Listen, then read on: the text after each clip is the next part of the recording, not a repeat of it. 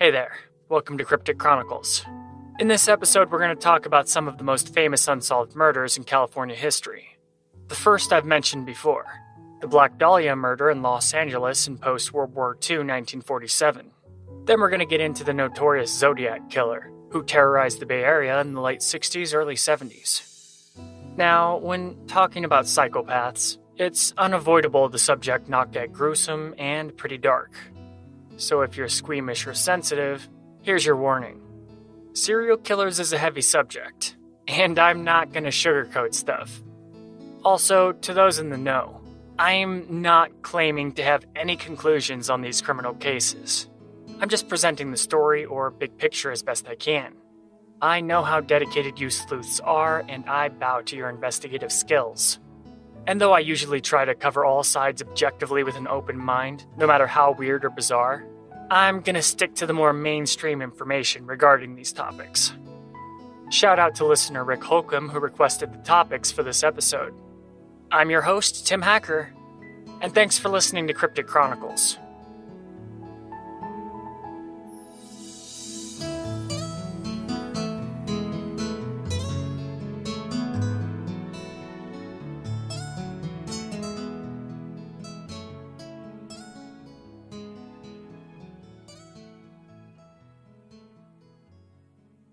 In the last episode concerning the Cecil Hotel, I talked about how the Black Dahlia allegedly made her last stop there, just before her demise. I'll elaborate on the case now, which is one of the most notorious unsolved murders of the 20th century.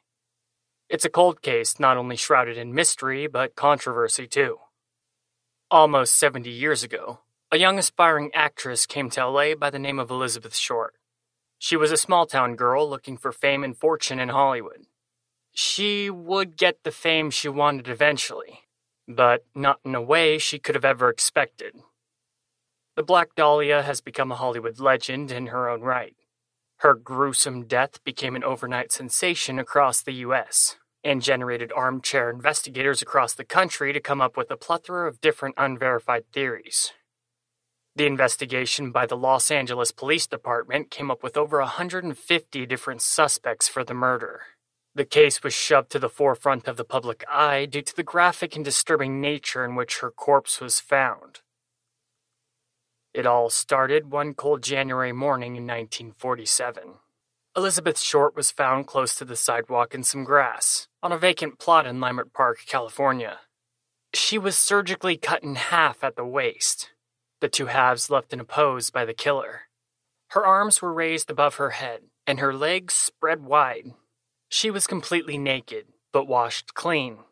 Her skin was stark white from her body being drained of blood, and her cheeks had been sliced open in wide lacerations.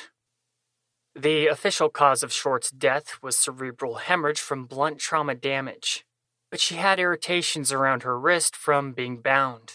And it was judged that the young woman had been tortured for at least 3 days before being murdered.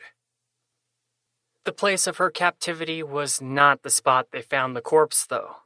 It had been left there, in a spot very likely to be found quickly.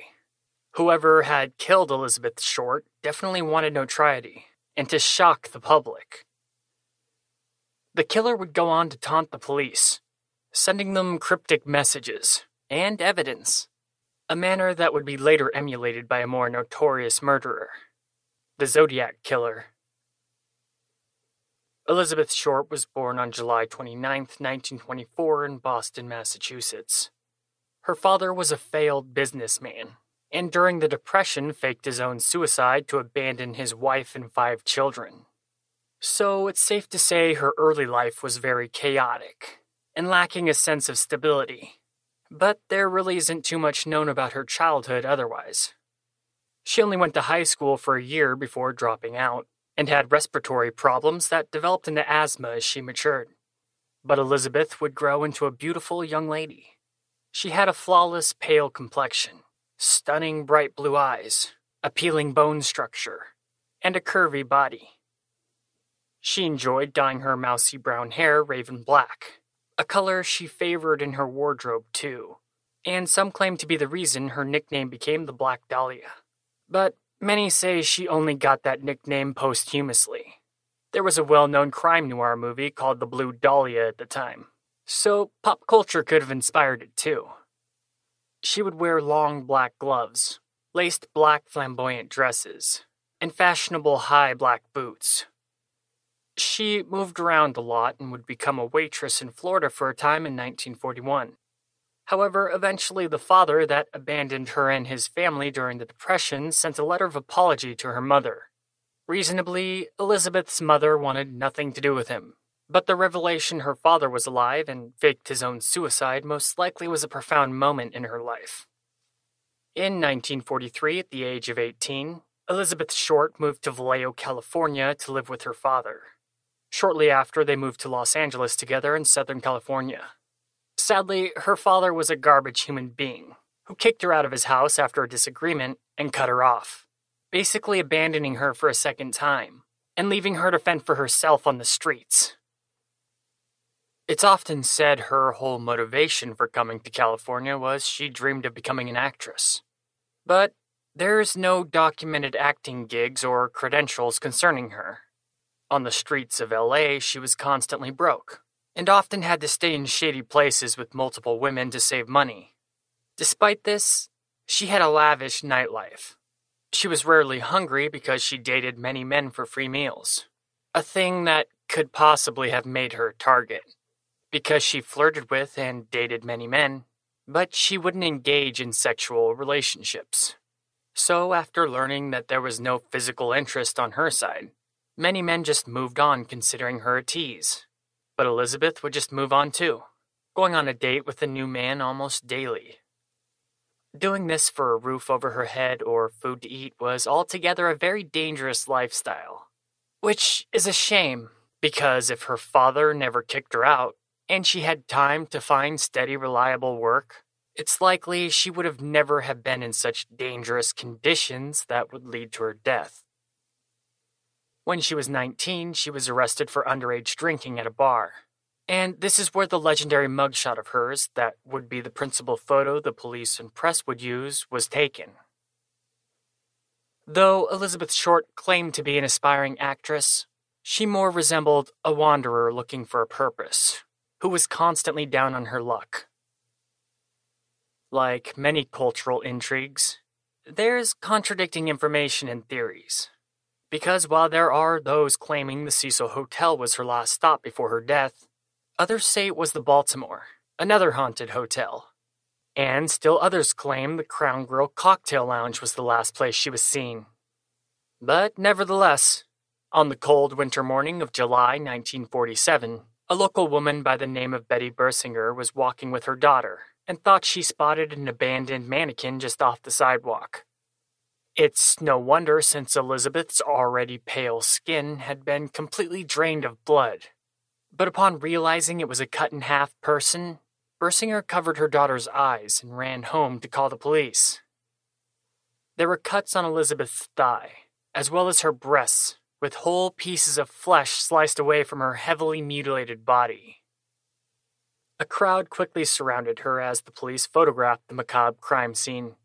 Reporters got there first, though, and the case of the Black Dahlia was born. Medical examiners came to the conclusion that she'd been dead at least 10 hours before she was discovered. The autopsy report discovered more signs of torture, and indeed she'd been suffering for days. They also concluded that the cut that severed her body in half was done with great skill, which hinted that the murderer would have a medical background as a surgeon, or a master butcher, or basically any of the cutting professions. Also, her anus showed signs of rape, so there was also sexual assault. The hemorrhaging in her brain that killed her was determined to be caused by the slices through her cheeks that gave her the permanent morbid smile, and violent blows to her face and head. Her father refused to come identify the body, but her identity was confirmed quickly anyway through her fingerprints. The Los Angeles Times called the murder a sex fiend slaying. At the initial investigation, a mysterious man claiming to be the murderer of the Black Dahlia called the police and told them to expect belongings of Elizabeth Short in the mail. Later, an envelope arrived at the U.S. Postal Service. The sentence, Here Is Dahlia's Belongings was formed from newspaper clippings, cut and pasted to the letter. The letter had been rubbed in gasoline to dissolve any fingerprints. Inside the envelope was Elizabeth's birth certificate, an address book that contained the information of many of her boyfriends, as well as other verified personal belongings. All this basically confirmed it was directly sent by the murderer. Despite the gasoline rubbed on the letter to get rid of the fingerprints, remnants were found and sent to the lab for testing, but they were compromised en route and proved to be inconclusive. Many of the names found in Elizabeth's address book were added to the list of suspects by the police. Law enforcement would go from door to door, questioning people in the area where the corpse was found, and there wasn't a spot in the vicinity that hadn't been scoured by the police. Many of the suspects were proven innocent by the LAPD, but for each legitimate suspect they proved innocent, law enforcement time and resources were wasted by having to prove innocent imposters confessing to the murder. Basically people just looking for their 15 minutes of fame. Over 1,000 officers, sheriffs, deputies, and California State Patrol officers searched for potential evidence all across LA. On January 26th, a letter was received by the examiner that had been written by the killer that sent the earlier letter with Elizabeth Short's belongings in it. This time the letter was written by hand, and further taunted the police, but the killer gave a time and place he would turn himself in to law enforcement for the murder. However, at the appointed date, the killer was a no-show. Later, another letter was sent by the killer, but this time it was once again made with cut-out words from newspaper clippings and glued to the paper. It said the killer changed his mind about turning himself in. But all these letters from the killer drove the media crazy, both on a local and national scale. This would sadly lead to Elizabeth's name being dragged through the mud by some, even though the gutter press knew the truth of who Elizabeth Short was. But they could sell more of their papers and magazines if they lied about her. Some claimed that the Black Dahlia was a prostitute, or that she was pregnant, or died from an illegal abortion. There were many lies about her spread by the media across the country. Those who knew Beth, though, knew better. She's often referred to as somebody being as beautiful on the inside as she was on the outside. She was really just down on her luck and surviving, but the police and media had a symbiotic relationship in those days. So it's possible that some of the lies about her originated from the LAPD. They did withhold the actual cause of death from the public for quite some time, which was obviously to assist in the investigation. Based off the professional precision in which Short's body was cut in half, the police were mostly looking for suspects with medical knowledge. All main suspects who didn't have some sort of history in the medical field were quickly proven innocent. In February 1947, the police issued a warrant to the University of Southern California Medical School, but all the background checks and interviews resulted in no new suspects. The police are quoted on being frustrated on all the various dead ends in the case, and by the spring of 1947, the case was becoming cold. The public was frustrated at the LAPD's homicide department's inadequacies in solving many murder cases of the past, the Black Dahlia being just their latest failure. But there were some suspects that stood out and fit the probable killer having a background in the medical field, though a mortician or a skilled butcher could also be suspect.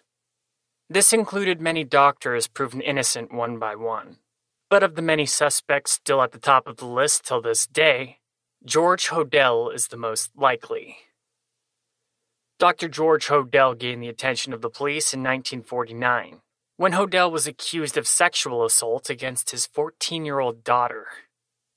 3 witnesses testified at the trial that they had indeed seen the man forcing himself on the girl, but the doctor was the moneymaker and supported his whole family, who didn't want to lose that money.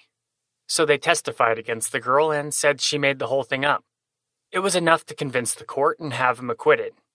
For not only was George Hodel a wealthy doctor, but a prominent member of high-class LA society, and was known for throwing popular parties in his extravagant LA home. But his daughter's case against him put him on the suspect list.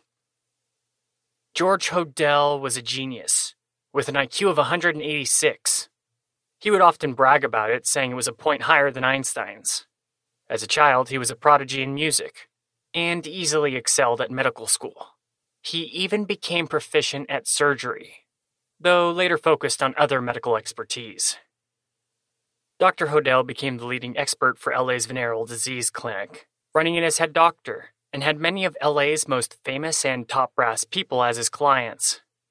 This made him incredibly wealthy, and a very popular socialite of the city. He lived in an extremely exotic house right in the middle of LA.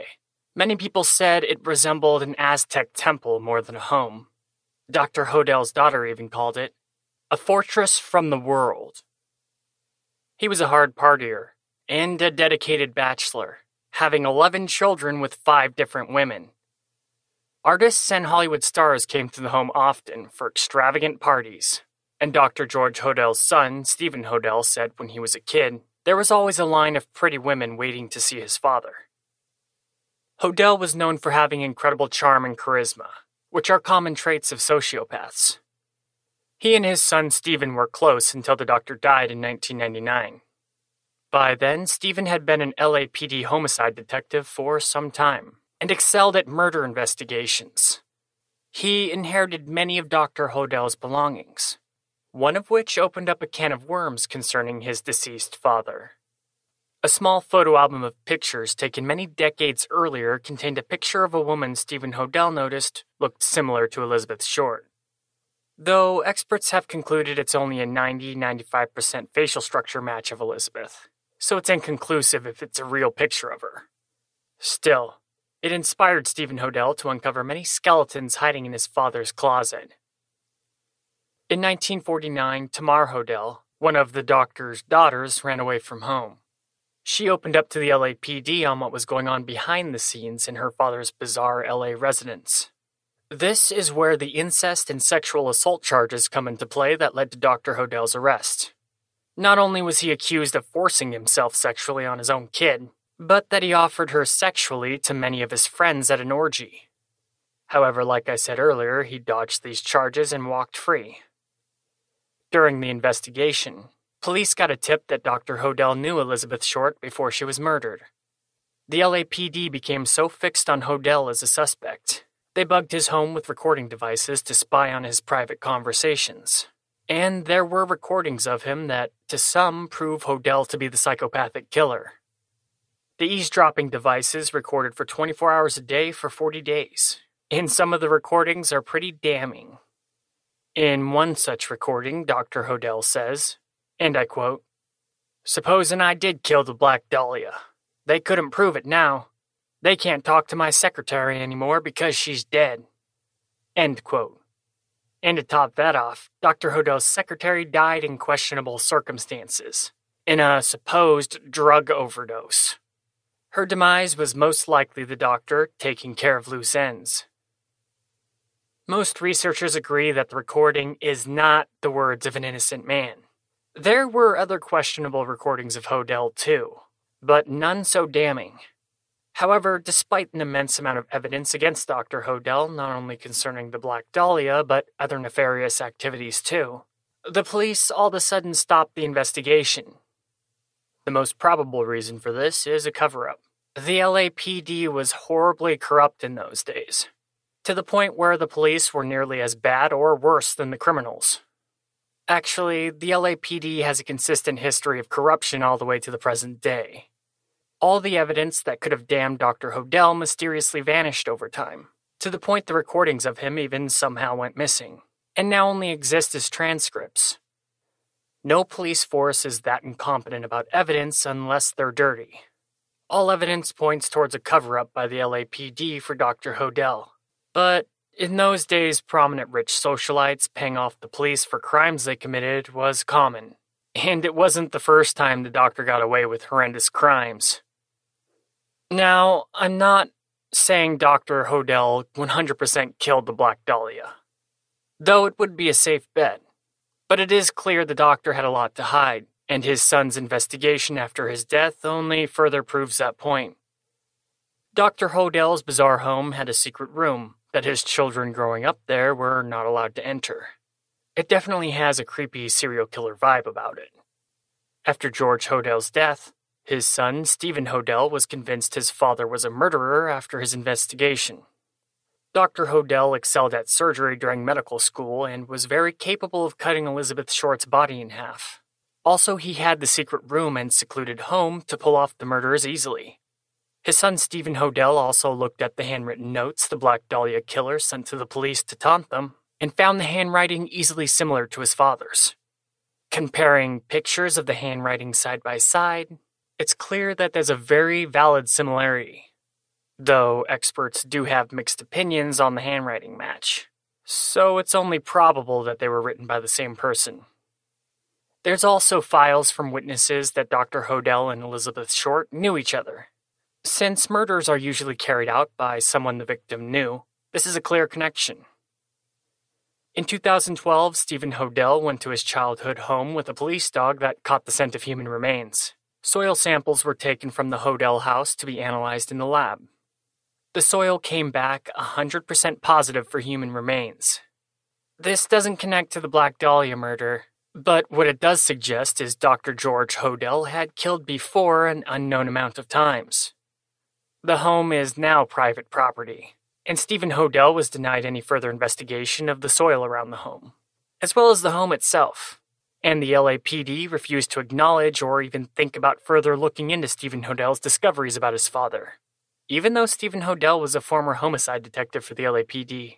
And when asked about him in interviews, the police respond with overblown egos, and almost vilify him. Apparently, there's unwritten rules where even if cops are corrupt, it's considered a betrayal of the force to expose them. So Stephen Hodel is now shunned by the LAPD.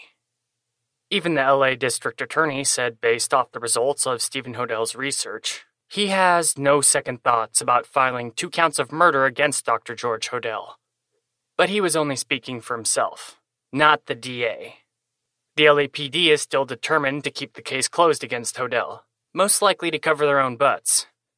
It's highly questionable that the case was dropped even though Hodel was such a blatant suspect, and all physical evidence against him was lost. Dozens of high-ranking investigators thought there was a cover-up, and many think it wasn't the first time Dr. Hodel had paid off the police. It looks like the case will never be reopened, though, and the truth of the matter will never be revealed. Still, though, Hodel is the likely killer, but it's not 100%. And there are other viable suspects and theories. Dr. Hodel's just my favorite suspect, and in my opinion, the most probable. The doctor had immensely immoral habits, and no doubt in my mind committed many horrible crimes, whether he killed Elizabeth Short or not.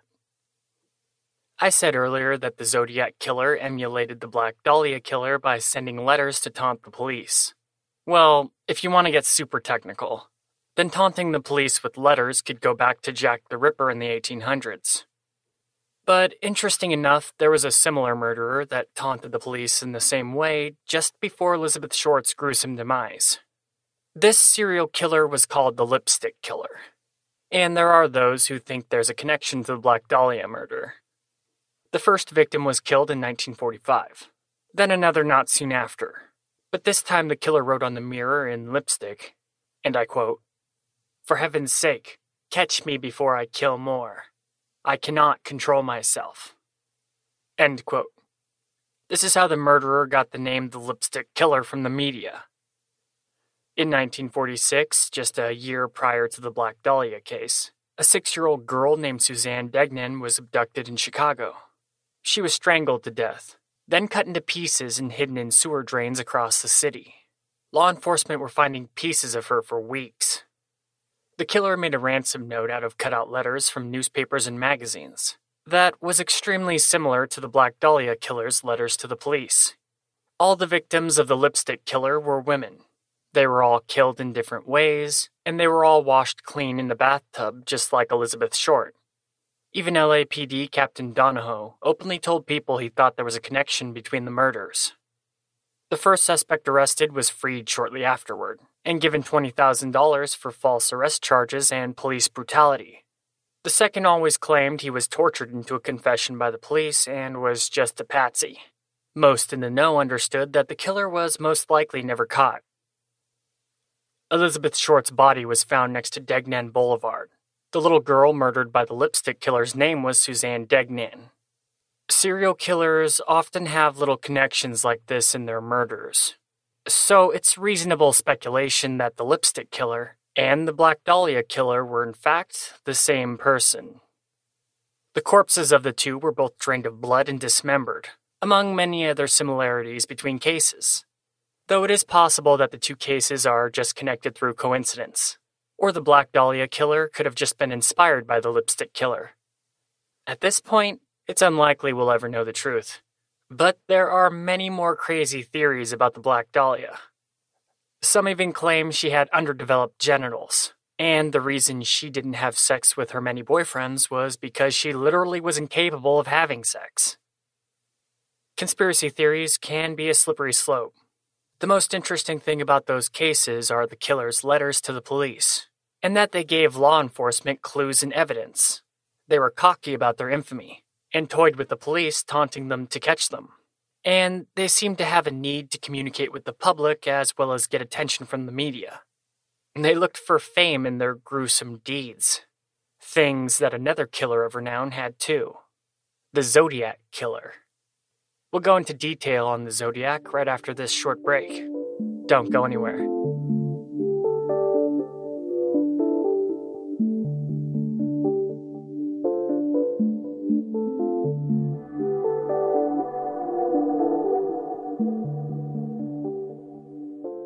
Hey listeners, thanks for listening to Cryptic Chronicles. Are you interested in creating your own podcast? Well, Blueberry Hosting supports podcasters in the making. Blueberry is optimized for iTunes as well as other podcast hubs. Don't worry about contracts or expensive fees. You have your own RSS feed and no third-party sites. You won't even have to leave your website. Blueberry Hosting is key to podcast success. Try it for a month free and start your own podcast today. By using the promo code Cryptic Chronicles 13, you can get an entire month of free service. Go to blueberry.com, that's BLUBRRY.com, to get started and get your podcast going today. Thanks for supporting Cryptic Chronicles, but most of all, thanks for listening.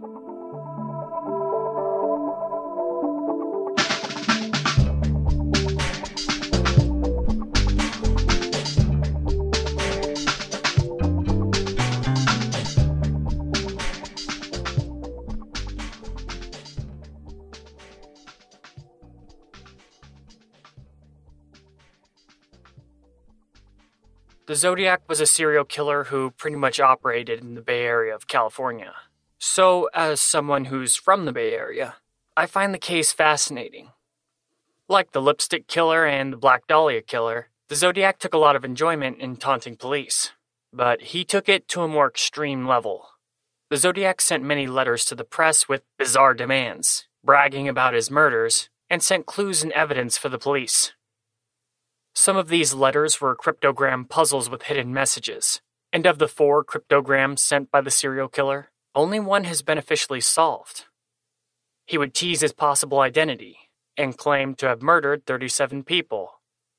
In the letters, the Zodiac said that when he died, he'd go to paradise, and that all the people he murdered in life would serve him as his slaves in the afterlife. But despite the killer's insane claims and beliefs, he was without a doubt very smart, and in the late 60s and early 70s always stayed one step ahead of police investigators. The Zodiac was never brought to justice for his murders and is still at large today, though he's more likely getting very old or even dead. But the killer's dark legacy lives on. The Zodiac has inspired many books, TV shows, and movies, and there have been 3 copycat killers who tried to continue his work. Maybe his killings were originally for his own twisted reasons, but eventually it became more about the publicity. The Zodiac became consumed in his dark celebrity status, and most likely really wanted to get the credit for his murders openly, though he was unwilling to give himself up purposely. Since he was never caught, there is nothing known about the Zodiac's background, and has remained an enigmatic figure in California history. There are many out there who have claimed to know the serial killer's identity. Hell, there's even a lot of people who claim it was a family member.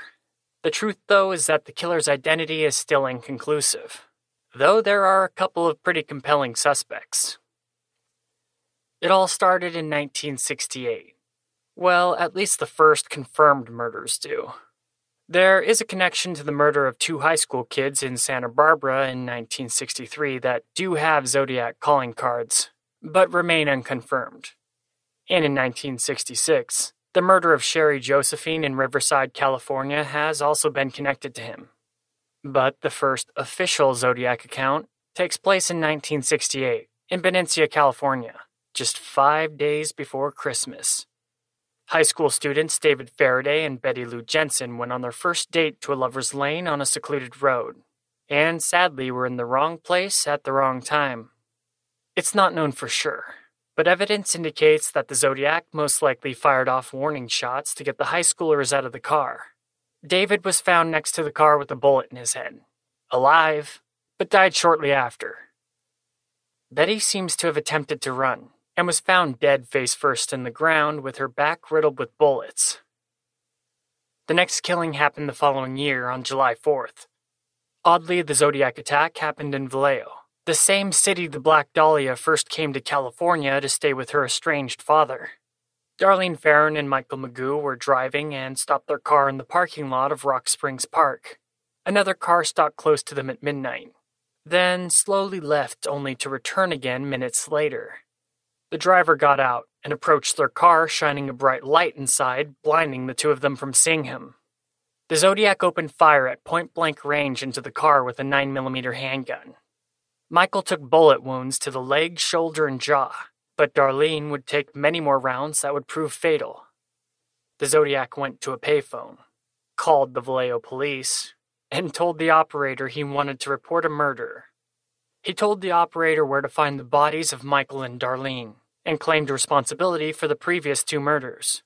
He talked in a low, monotone voice, then said goodbye in a really creepy way. When the 2 victims were found shortly afterward, they were still breathing, but Darlene died sadly just when they reached the hospital.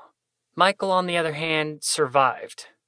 However, despite the Zodiac calling the police from a payphone, law enforcement couldn't come up with any viable leads or suspects. But the infamous taunting of police through letters would shortly follow. On July 31st, the Vallejo Times-Herald received a letter from the Zodiac admitting to the murders. The police knew it was legitimate, because the letter contained information only the killer and law enforcement could have known, including the brand of bullets, the type of weapon, and how many times he shot the victims. He sent out 3 almost identical letters, each with 1/3 of a cryptograph cipher puzzle. The Zodiac demanded that his letters and ciphers would be published in the press. At first, only one obeyed the publication demand, but soon afterward, many more would release the documents to the public, and the media frenzy of the Zodiac Killer began. In a letter to the San Francisco Examiner, the Zodiac gave threats to murder again if his ciphers were not properly published on the front page of the newspapers, and if the 3 press outlets didn't comply, he'd go on a murder spree. They all obeyed the serial killer's demands. The first code was figured out by 2 high school teachers in the span of a week. In the decoded cryptograph from the killer, he didn't reveal his identity or any real clues to be used against him. Instead, it opened up a window into the Zodiac's twisted mind. This is when he claimed that all those who he murdered became slaves of his and would serve him in the afterlife. He also said in it, and I quote, "I like killing people because it's so much fun." End quote. But before the day the cipher was cracked, they received a new letter from the killer. In it, he gave more details about the murders, proving beyond a doubt to the police that indeed the letter writer was the murderer. And it's in this letter that the killer first referred to himself as the Zodiac. Then the Zodiac decided it was time to take a break from writing letters to the press and get killing again. His next murder would take place in Napa, California. Brian Hartnell, age 20, and Cecilia Shepard, age 22, were on a picnic date at Lake Berryessa. It was a beautiful day and the young couple were enjoying nature. The date was interrupted when Cecilia got creeped out when she noticed a man watching them from the distance. But the man vanished shortly after. The 2 lounged at the lakeside a while longer before something right out of a slasher movie happened. A man in an executioner-style hood surprised them, seeming to come out of nowhere. Aviator-type sunglasses were over the hood's eye slits, and the killer's signature cross and circle insignia was on the part of the hood that draped over his chest. He approached them with a pistol raised, and a long knife was at his hip. Threatening the couple with his gun, the Zodiac tied up his victims with pre-cut rope, rendering the two defenseless. But this time, he switched up his method of killing, stabbing Brian in the back a total of 6 times. The whole time, Cecilia could only look on in horror as the Zodiac was stabbing her boyfriend over and over. When the killer turned to her, all she could do was struggle in her bondage as the serial killer stabbed her a total of 10 times. After he was done with his victims, he carved the Zodiac insignia onto the door of Brian's car, then carved the dates of his previous murders as well as his latest, and made sure to note the murder weapon this time as a knife. Then he called the Napa police, directing them to the location of the crime scene, and confessed he was the one who was responsible. The call was traced to a car wash in Napa, but nothing more came of it. You might be wondering how all of this is known if he killed Cecilia and Brian. Well, Cecilia did die, but somehow Brian survived the multiple stab wounds. He gave the Napa police a full description of the Zodiac in his executioner's hood as well as everything that happened. Almost a week later in San Francisco, the Zodiac further changed his attack pattern by getting a ride from a 29-year-old cab driver named Paul Stein. Then the Zodiac shot Stein in the back of the head. When the San Francisco police were informed of the crime, there was a miscommunication or some kind of mistake, because the suspect was reported as a black man. This was eventually corrected, but the early responding cops were still misinformed. Near the crime scene, they came across a man who perfectly resembled the description of the Zodiac Killer, but looking for a black man, and unaware of any connection to the Zodiac murders, they let the serial killer walk free, and he vanished from sight after entering a nearby park. The police discovered a piece of the victim's shirt had been ripped off and taken. There were bloody gloves left behind, and there was a bloody fingerprint, though the fingerprint was just to taunt the police because the person who left it had covered his fingers in glue. So the results of a match were inconclusive. At first, the cab driver's murder was considered a routine robbery.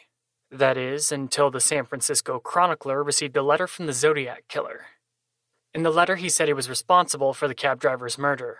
The Zodiac also sent the bloody piece of the cab driver's shirt he took with him from the crime scene. He also insulted the police for letting him walk away, and that they should have searched the park he walked into thoroughly. He then threatened to kill a school bus full of children, saying they would be an easy target.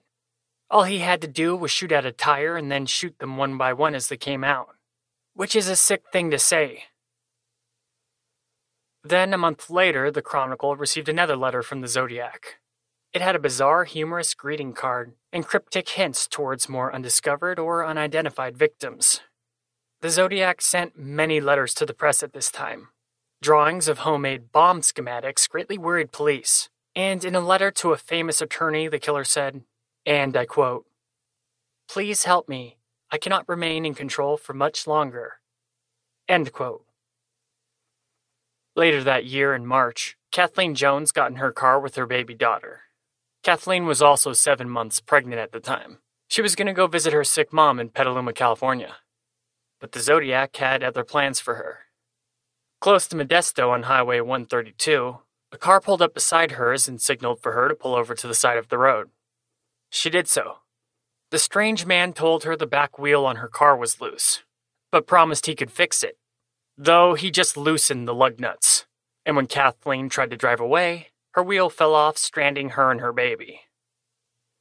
The Zodiac then offered Kathleen and her daughter a ride to a gas station. She agreed and got into the man's car. But it quickly became clear she made a mistake. During the ride, the Zodiac passed many gas stations, but refused to stop. Then he started to make threats towards Kathleen, saying things like she was next, and he was going to kill her, then throw her infant baby out the window. But when he came to a freeway, he accidentally entered the wrong way, slowing down greatly to turn around. Kathleen was smart, though, and jumped out of the car with her baby when it slowed down. Being out in the middle of nowhere, she ran out into a field to hide. The Zodiac searched for her with a bright flashlight, but after a while he gave up, thinking she got away. Kathleen then hitched a ride straight to the closest police station. She identified the man as the Zodiac Killer from the famous police sketch. When law enforcement found her car, it was wrecked and had been torched. But pregnant Kathleen and her baby would be okay. She survived an encounter with the Zodiac Killer. Now, there's contradicting accounts of this incident, so I just went with the more interesting account. Overall, what happened, though, is consistent. Kathleen's quick thinking definitely saved her and her baby daughter's life. Later, the Zodiac would write a letter to the press talking about a rather interesting ride with a woman and her baby. He would then continue to write letters to the press for the rest of 1970. He sent another cipher with diagrams of bombs designed to kill children on school buses. Then, in another letter, demanded his bomb threats be published to the public, and insisted that people in San Francisco wear pins of the Zodiac's personal symbol, the cross and circle. In June 1970, the San Francisco Chronicler received a letter from him that contained a map of the Bay Area, and another cryptogram code to decipher the locations of bombs the serial killer planted. Also in the letter, the Zodiac had claimed to kill again, but no connections were made to his case by any of the new murders in the city. More letters from the killer would follow. In one, the Zodiac said he was upset because he didn't see anyone wearing the pins of the circle cross he asked people to wear, then claimed responsibility for shooting a man in his car as retaliation. It's likely he was referring to the murder of a police sergeant just a week prior. The man was shot in the head in his squad car when he was writing a parking ticket. Like many of his claimed kills in his letters, the Zodiac was never directly connected to the murder through evidence other than his claim it was him. It's likely he did it, just like the others, but it's never been proven. And the bombs the Zodiac left clues to find in his letter was never found either. Though, like usual, more letters to the press would follow. In his insane rantings, the serial killer talked about how he was making a list, and of the ways he planned to torture his slaves in paradise. And he even signed one letter with his typical cross and circle calling card, but written in blood. Though the identity of that person's blood has never been confirmed. Close to Halloween in 1970, Paul Avery, a reporter for the Chronicle who had been covering the Zodiac for quite some time, received a Halloween card from the killer. The letter's message was made with cut-out and glued-on letters from an edition of the Chronicle. Pretty much in the same style as the Lipstick Killer and the Black Dahlia Killer. It said, "Peekaboo, you are doomed," then was signed with a Z and his typical cross and circle symbol. The threat to the reporter was taken very seriously by law enforcement, and had the publicity of a front-page story in the San Francisco Chronicler. Shortly after, the reporter got an anonymous letter that showed the similarities between the Zodiac murders and the unsolved murder of 18-year-old Sherry Jo Bates in Riverside, California back in 1966. In that case, the girl was brutally murdered. Then the killer wrote letters to the police telling things about the murder only the killer would know, and took full responsibility for the girl's death. Basically the Zodiac Killer's MO. The reporter concluded his findings, but no official connection was made to the Zodiac from a lack of evidence. Many believe he did commit the Riverside murder. In March 1971, the reporter Paul Avery again received a letter from the Zodiac addressed to him. The writer claimed responsibility for the disappearance of Donna Lass from Lake Tahoe, California. The words were made from a collage of advertisements and magazine letters again. In the letter, the writer claimed to be seeking victim number 12. And was signed with the Zodiac's cross circle. Again, however, there wasn't enough definitive evidence to connect the Zodiac to the murder. The following year, the Vallejo Times-Herald covered a story concerning an attack in Santa Barbara with possible connections to the Zodiac. In 1963, a young high school couple were shot to death on a beach. They were bound in a similar fashion to the Zodiac's attack of the couple in Lake Berryessa, except they somehow escaped their bonds and were gunned down when they made a run for it. The killer then placed the bodies in a shack and attempted to burn it down, but failed. Again, there was not enough evidence to officially pin the murder on the Zodiac. But the similarities made many think the 1963 Santa Barbara murders were early kills of the Zodiac, back when he was an amateur. Then the Zodiac Killer suddenly went silent for 3 years, not committing any new murders or writing letters to the press. In 1974, the Chronicle received the final letter confirmed to be the Zodiac Killer. And oddly enough, it was a movie review of The Exorcist. In the letter he called it, and I quote, "the best satirical comedy that I have ever seen," end quote. He signed with the circle cross, then left a score saying me, 37, San Francisco Police Department, 0. It was a final taunt claiming to have killed 37 victims, and the police had 0 evidence against him. This was the last confirmed letter from the Zodiac, though there would be more with questionable origin, and it's pretty much universally agreed upon that any letters from the Zodiac from that point on were written by copycats. But in the years that followed, the Zodiac's dark legacy only grew exponentially. There were many suspects on who the police thought could be the killer. There were also many who claimed to be the child or stepchild of the killer to the point of ridiculousness. Over the years since the Zodiac went silent, there have been tons of people claiming the Zodiac was their neighbor, or the creepy teacher from here or there. It's a shame so many people would risk murder victims never receiving justice by lying about the case. Basically just simply to get 15 minutes of fame. Honestly, a lot of the claims are cringeworthy, and make it hard not to roll your eyes when reading them. It's almost as bad as the Black Dahlia murder, where there were tons of false confessions causing the police to waste resources and time by proving innocent people innocent. The prime suspect was a man named Arthur Lee Allen. The main reason for this is on the day of the Lake Berryessa attack in Napa, California, Allen told his family members he was going to take a trip to the lake to go scuba diving.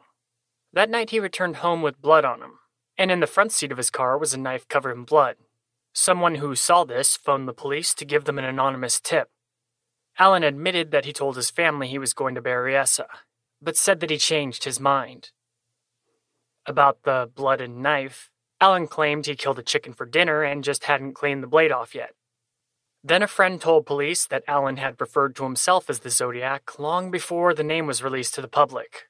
The friend even claimed that Allen told him about how he would go about killing people, which mirrored the Zodiac. When questioned by the police, Allen had some strange responses, like talking about The Most Dangerous Game, which is a book and movie about a corrupt count who would hunt other human beings for sport. The saying, "The Most Dangerous Game," also appears in code in one of the cryptograph ciphers sent by the Zodiac to the media. He fit the bill quite well. Allen had a far above average IQ. He was in his 30s, and had a love for firearms as well as dark and twisted things.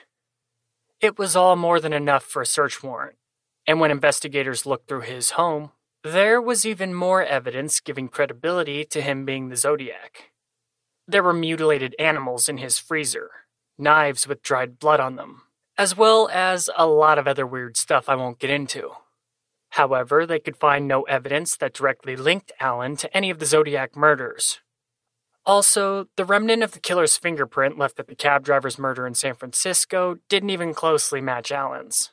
And when experts in handwriting analysis compared Allen's handwriting with the Zodiac's letters, they didn't even come close to being a match.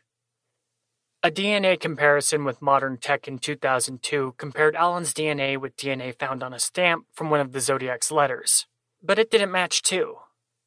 But there are people who still consider him the prime suspect, even though he's been officially cleared of suspicion by law enforcement. This is because from 1971 to 1974, when the Zodiac vanished for a while, Allen was in prison from an unrelated case of child molestation.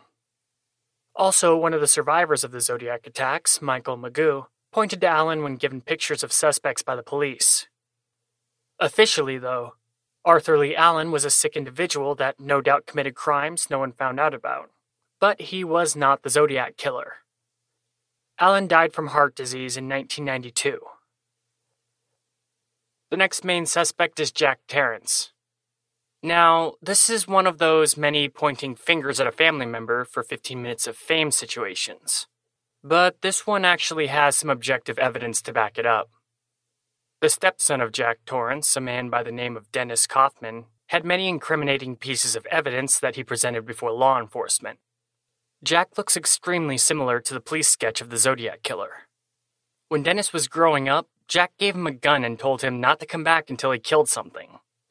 There were countless other questionable occurrences in their relationship that strongly hint at Jack Torrance being a disturbed sociopath.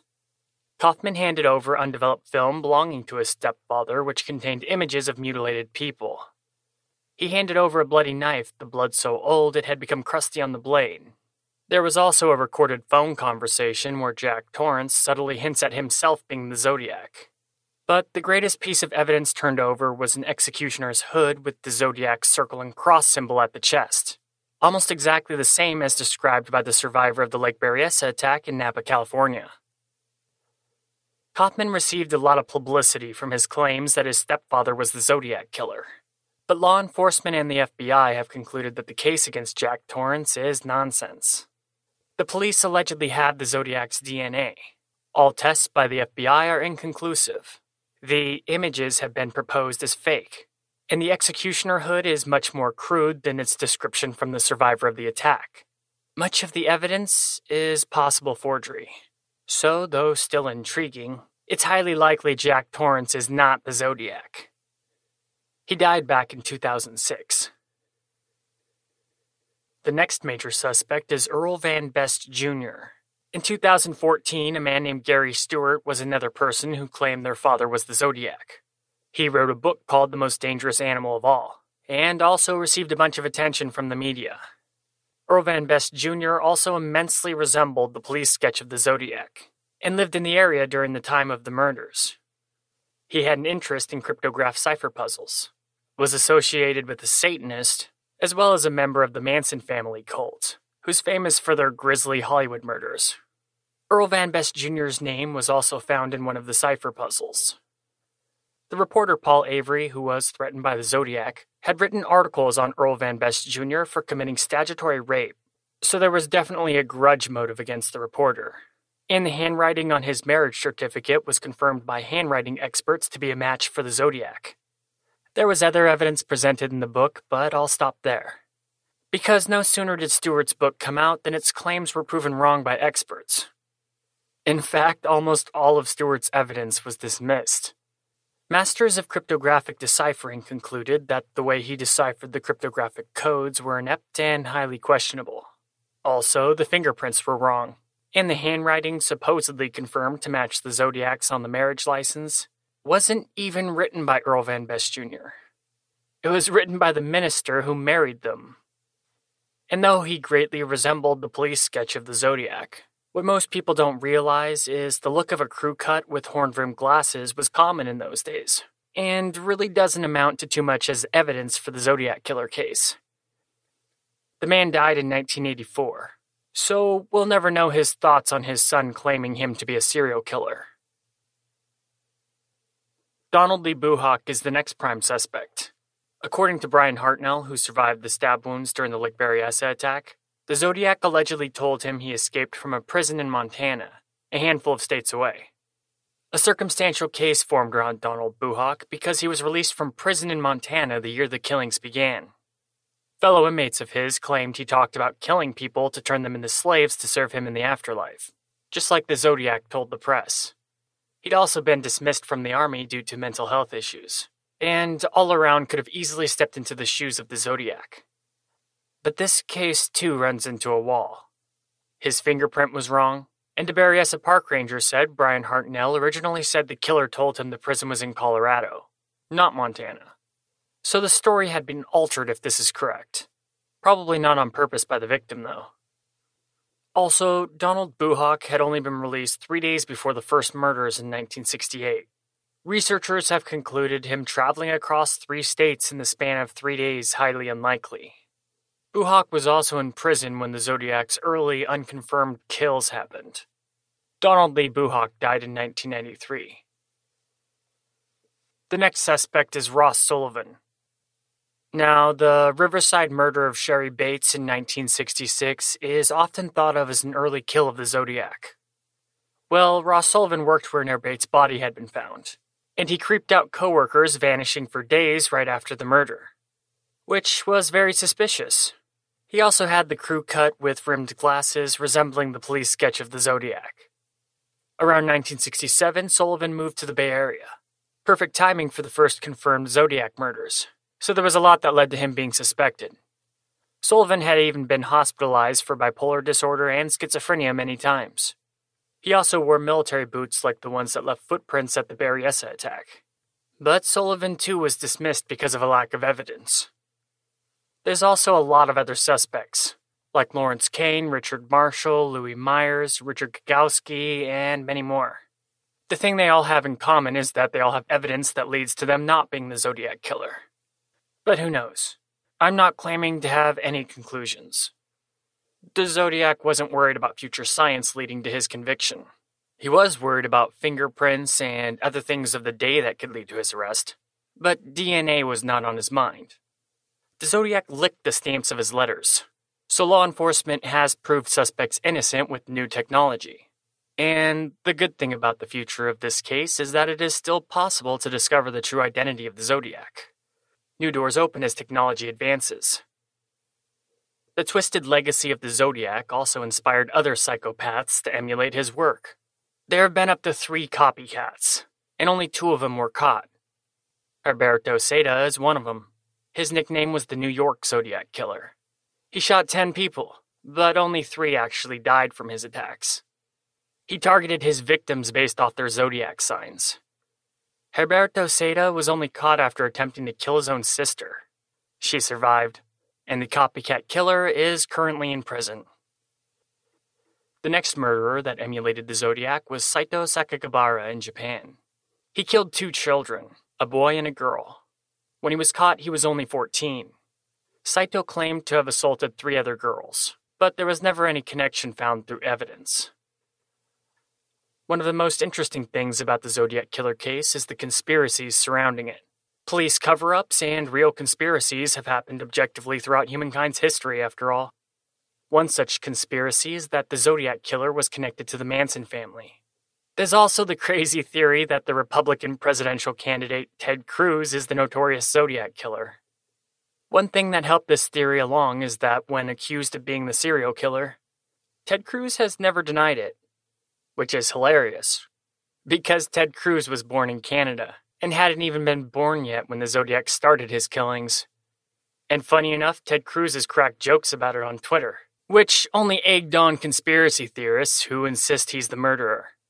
There's even those who claim the Zodiac has connections to clandestine occult knowledge. And it's also important to remember that not all of the Zodiac's cryptographic puzzles have been solved.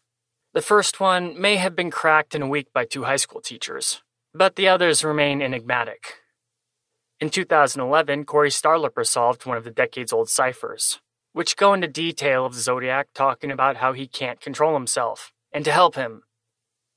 In 2014, another person named Tony Polito claimed to decipher one of the cryptographs, which goes to show you how popular the case is even to this day. Despite this, though, the ciphers are still officially unsolved other than a couple. And there's even more parts of this case that supposedly aren't as concrete as we're led to believe. Tom Voigt is the webmaster of ZodiacKiller.com. It's a website dedicated to the case and all new developments for over 15 years. If you're interested in exploring the Zodiac further, I highly recommend this site. It's where I got a lot of info from. It's easily the best resource of information concerning the Zodiac. On the site, Tom Voigt concluded that the DNA taken from the letters sent by the Zodiac is compromised. The DNA from the envelope was taken from behind the stamp, a spot where many people's DNA could have been left during the letter's travel. Voigt got the tip from a retired San Francisco police inspector, then asked the doctor who collected the DNA about it, and it was confirmed, which puts the innocence of all the suspects I just talked about through DNA testing into question. The DNA from the envelopes could be useless. But there is a chance it is legitimately the Zodiac Killers. So even till this day, a lot of the stuff the mainstream says about the Zodiac isn't as factual as they make it out to be. There's no doubt he was smart. Little ironies are common in his letters. The ciphers contained purposeful misspelling, which was the opposite of the killer's intellect. It seemed like the Zodiac knew just what to say to manipulate law enforcement, be it threat or lie. His murderers weren't as sadistic as other serial killers, preferring mostly just to shoot his victims with a gun. He didn't rape or torture them. Also, he really didn't psychologically torment the victims with fear like many serial killers do. The Zodiac was highly egotistical, and the mass publicity he obtained from his murders most likely became his obsession more so than the murders themselves. The media and law enforcement had never dealt with a killer so intent on communication, taunting, and purposely leaving clues. Though in the past, Jack the Ripper, the Lipstick Killer, and the Black Dahlia Killer all sent letters and gave clues to the police, it had never been to the extreme the Zodiac did. And it's likely he was emulating these past killers. The Zodiac hunted humans for sport, considering the cat-and-mouse game with police to be a real outdoor game of chess. But he almost seemed to want to be caught, so he could bask in his newfound celebrity status. He wanted the notoriety, and for his real name to be attached to the Zodiac's dark legacy. But the police couldn't catch him. Or there was a cover-up. It's been almost 40 years, and become one of the most famous unsolved murders in American history, kept alive by amateur sleuths obsessed with finding a conclusion. It's one of the few cases amateur investigators have had a huge influence over. They are why the Zodiac Killer case in the Bay Area is still open in the first place. But it's also led to nutcases and researchers with tunnel vision. There's just as much garbage on the subject as there is legitimate information. Crackpot theories are a dime a dozen. There is still the possibility the case will be solved as we move into the 21st century. As technology advances, so does law enforcement's ability to solve crimes. And though many of the suspects are dead, samples of their DNA have been preserved. So the investigation of professionals and amateurs don't look like they're going to slow down anytime soon. These days, it's most likely the Zodiac's dead, or very old. The Zodiac Killer could be anybody, and it's possible he's still out there.